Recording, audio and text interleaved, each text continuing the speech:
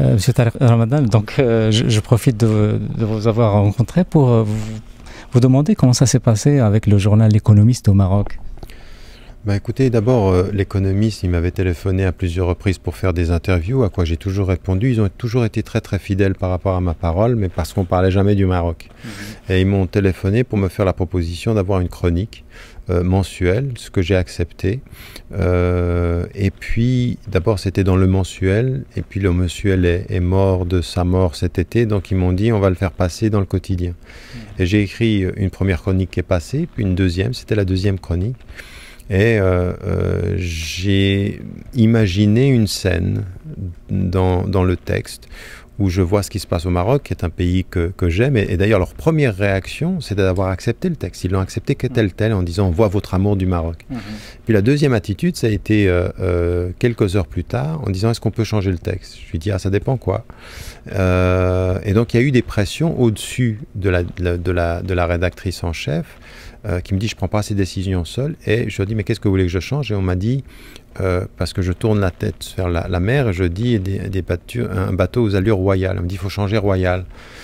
J'ai dit ben non, je suis désolé, ça change tout, vous enlevez royal. Et en plus finalement, si vous lisez bien le texte, c'est une requête en fait. Je me retourne vers un responsable et je lui dis ce serait bien finalement si vous faisiez en sorte que la richesse du Maroc soit exportée vers les touristes plutôt que d'être colonisé par les touristes et de perdre son âme. C'est une requête de dignité à l'endroit du roi du Maroc. On a là des gens qui travaillent dans des sphères politiques qui en sont arrivés à une telle volonté de faire plaisir à leur hiérarchie que finalement ils s'autocensurent.